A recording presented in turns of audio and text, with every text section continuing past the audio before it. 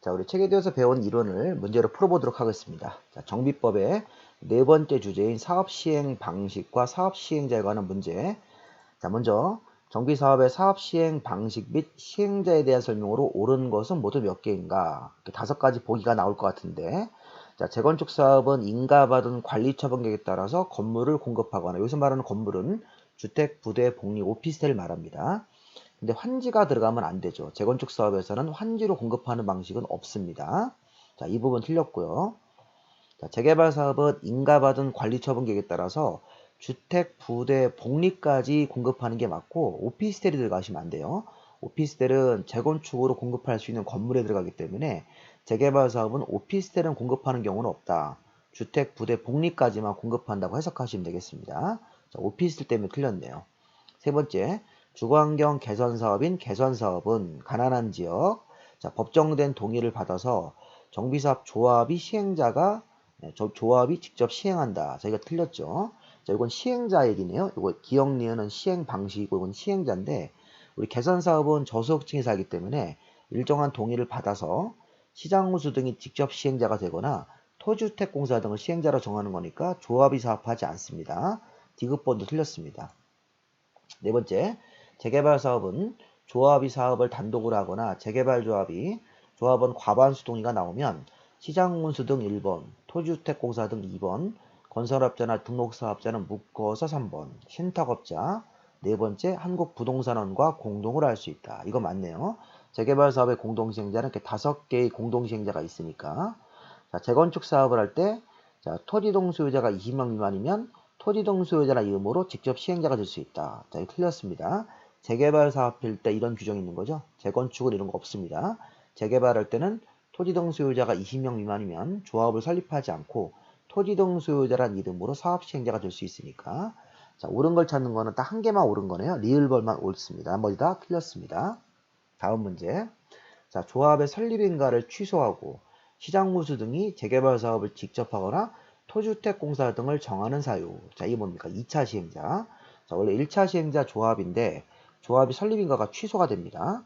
그러면서 조합 대신 시장문수나 토주택공사 등이 시행자로 들어가는 거죠. 조합을 빼버리고 2차 시행자 조합을 시행자에서 빼고 시장문수 등이나 토주택공사가 들어가는 사유. 자, 뭐가 있었습니까? 1번 질문처럼 면적의 2분의 1 소유자와 토지동 소유자 3분의 2 주민들의 대다수가 동의했을 때 이렇게 생각하시면 되겠습니다.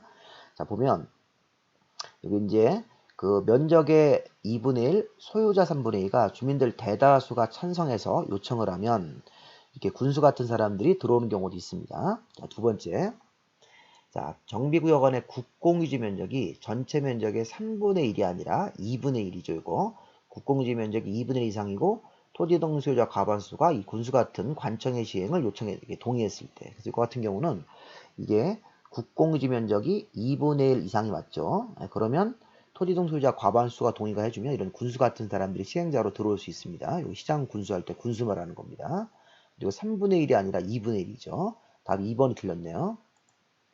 자, 순환정비 방식으로 사업할 필요가 있을 때 이거는 이제 사업 구역이 넓다는 거죠. 사업 구역이 굉장히 크면 뭐 1지구, 2지구, 3지구, 4지구 나눠서 할 수 있기 때문에 조합이 사업하기가 어렵습니다. 사업 시행이 길기 때문에. 또 천재지변으로 긴급한 경우 지방자치단체장이 시행하는 사업과 병행할 필요가 있을 때는 시장우수 등이 사업 시행자로 들어올 수 있다. 조합을 빼버리고.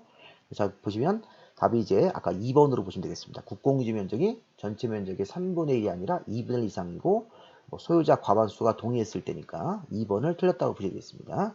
이거 2차 시행자 개념으로 알아두시고, 자, 세 번째는 시공자 선정. 자, 조합이 정식 시행자가 됐을 때는 조합 설립 인가 후 경쟁 입찰 방식으로 건설회사 시공자를 선정해야 된다. 원칙 맞습니다. 조합원 수가 100명 이하의 소규모 사업일 때는 정관이 정하는 다른 방식으로 시공자를 정할 수도 있다. 그리고 재개발 사업을 토지동 소유자가 하면 20명 미만이면 100명보다 더 작죠, 인원이. 자, 재개발 사업을 토지동 소유자가 할 때는 20명 미만이라서 사업 시행 인가 후 규약에 따라 시공자를 선정해야 된다. 이건 규약. 토지동 소유자가 재개발 사업할 때는 규약. 조합원 수가 100명 이하일 때는 정관이 정하는 다른 방식으로 시공자를 정해라. 조합원 수가 충분히 많이 있는 그런 경우는 경쟁 입찰 방식으로 시공자를 정한다. 이렇게 시공자 정하는 걸 주어하고 요 방식을 잘 보시면서 확인하시면 되겠습니다. 다 맞는 지문입니다. 자, 토주택공사 등이 2차 시행자로 들어왔을 때는 시행자를 정하고 나서 경쟁입찰이나 수의계약 방식으로 시공자를 선정을 해야 됩니다. 또 맞는 지문입니다. 5번 보시면 시행자는 시공자랑 계약을 체결할 때, 시공자 계약 체결할 때 철거에 관한 계약도 포함하는 겁니다. 철거에 관한 계약을 포함해서 한 번에 계약을 체결하는 거지 철거업체와 별도로 계약 체결을 따로 하는 게 아니니까 5번 질문 틀렸다고 보시면 되겠습니다. 그래서 시공자 선정이라는 파트를 다시 한번 읽어보시고 문제 한번 풀어보십시오. 자, 마지막으로 안전진단 문제.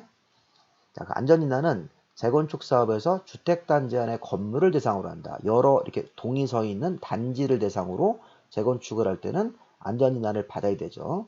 자, 안전진단은 정비계획 입안권자가 실시합니다. 관청이 직권으로 할 수도 있고 요청이 들어오면 안전진단을 실시하는 경우도 있었어요. 자, 안전진단 요청은 누가 합니까? 자, 정비계획을 만들어 달라고 제안하는 사람들이 정비계획이 정해진 시까지 안 나오면 정비계획을 만들어 달라고 토지 등 수요자가 제안을 해요. 근데 제안하기 전에 안전진단 요청이 먼저 있어야 됩니다. 자, 요청을 할 때는 요 토지 등 수요자 10분의 1 이상 동의, 자, 이거 필요한 거죠. 자, 요청을 하려면 안전진단 요청을 하려면 이 건축물 및 부속토지 소유자가 토지 등 소유자, 재건축의 토지 등 소유자 전체 인원의 10분의 1 이상 동의가 나와서 동의서를 첨부해가지고 안전진단 요청을 넣어야 됩니다. 자, 건축물이 구조안전상 사용금지가 필요하다고. 자, 주택단지 안의 건물인데 이미 사용금지라고 시장무수 등이 인정한 건물은 이미 위험한 건물로 인정이 되었으니까 안전진단 안 받고 재건축 사업으로 갈 수 있다. 이렇게 해석하셔야 돼요. 자, 안전진단을 실시해야 된다. 틀렸습니다. 자, 사용금지라고 이미 시장문수가 인정한 건물이기 때문에 안전진단을 받지 않고 재건축 사업으로 갈 수 있다. 이렇게 안전진단 대상에서 제외되는 건물. 자, 국토안전관리원이 이름이 바뀌었죠.